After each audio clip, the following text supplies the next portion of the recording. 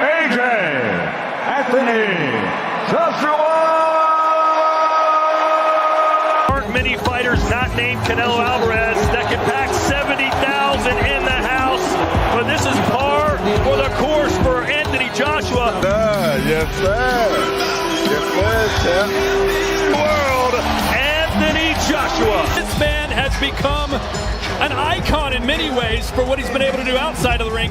Rank Jake Paul if he wins this fight, and that will put him in position at least to fight for a world title. Whatever you want to say about Jake Paul, we were all there. Fight that's captured the imagination and generated huge interest. Two men who split opinion, a fight that splits opinion. It has to be the most eagerly anticipated 8-rounder that any of us. The upcoming fight between Anthony Joshua and Jake Paul promises to be electrifying.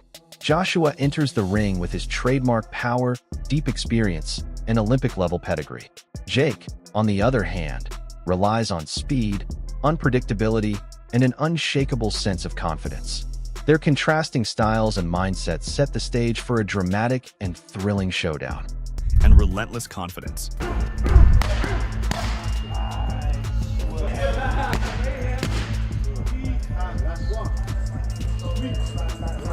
It's all right, though. Yeah, no. Rock. They said no photos, Rock. Huh? They said no photos. Okay, we'll do that. Yeah.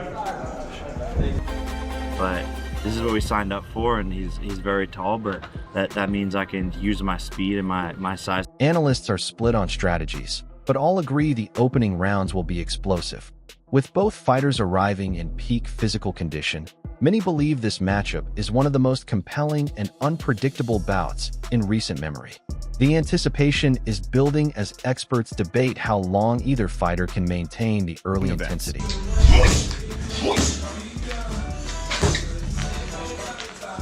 Jake Paul enters this fight with a level of confidence that has surprised even veteran observers. Recent commentary highlights how intensely focused he is, projecting a belief in his ability to rise to the challenge.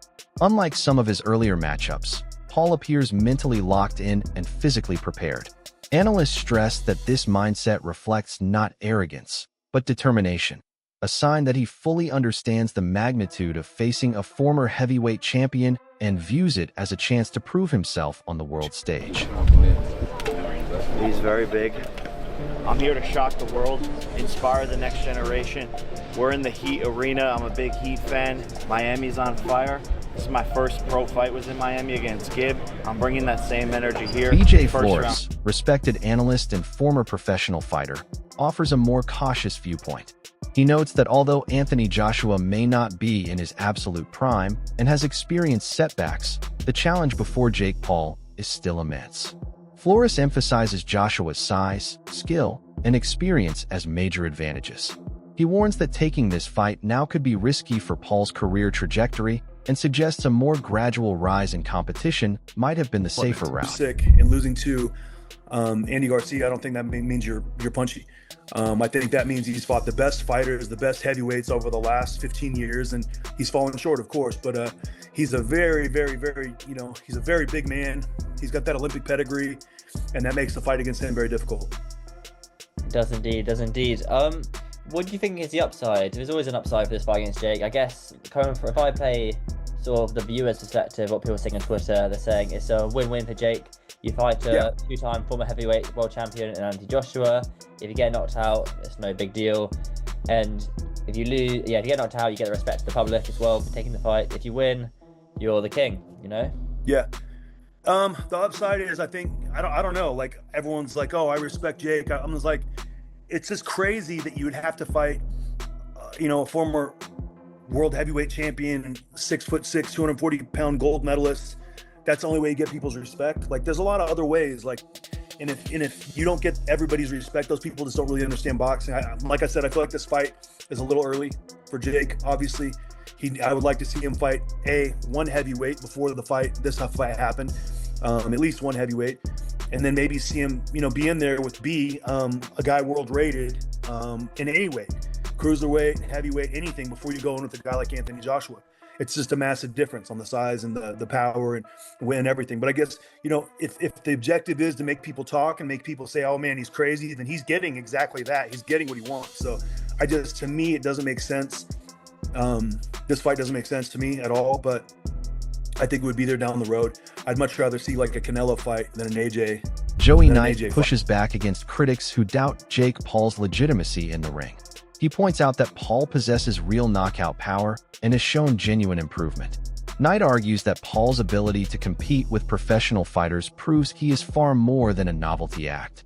This recognition bolsters Paul's claim that he is ready to face Joshua with a serious chance to make the fight competitive. You must be smiling and frowning at the same time. You must be smiling because it's happening and you're getting a mega payday, but surely you must be frowning at the fact that this kid and others out there believe that he stands a chance of even beating you. And look, if the stars align, maybe Jake Paul could close his eyes, he could put his head down, he could throw a punch sent from the heavens, and he could clip AJ on the chin with it. But even if he does, I'd put my money on it that it doesn't do anything.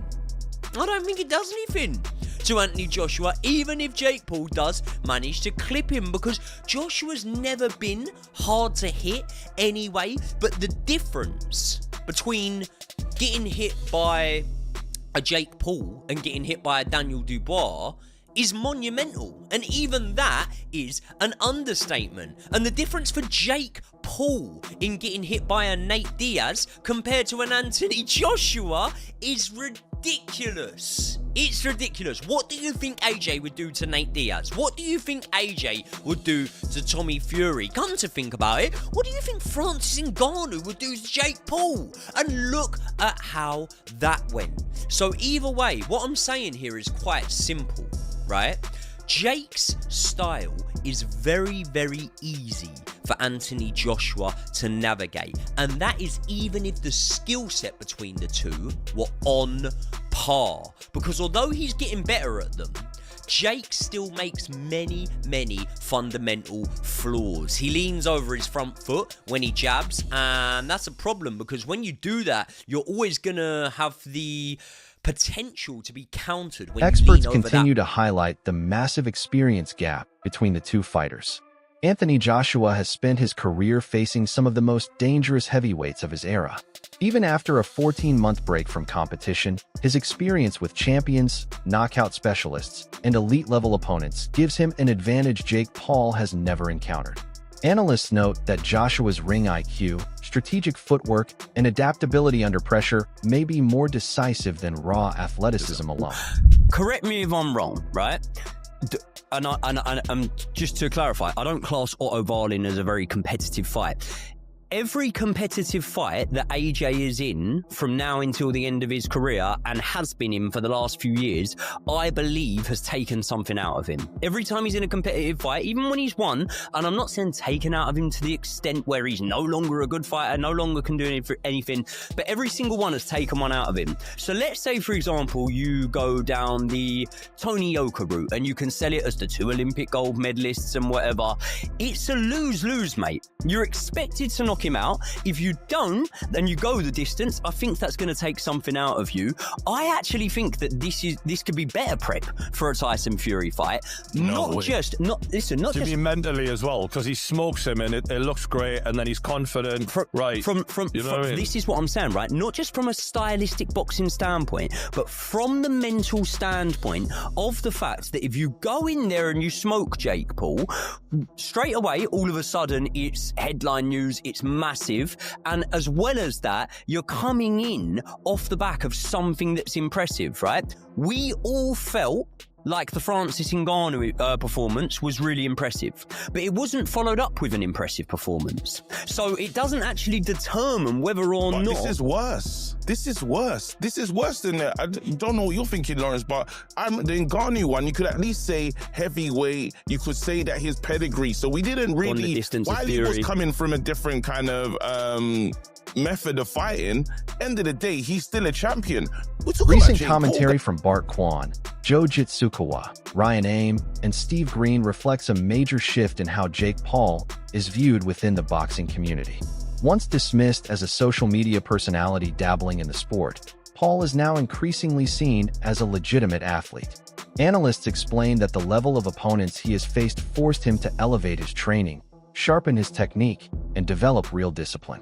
Fans, trainers, and commentators alike are starting to recognize his capability to compete seriously, not just perform for entertainment.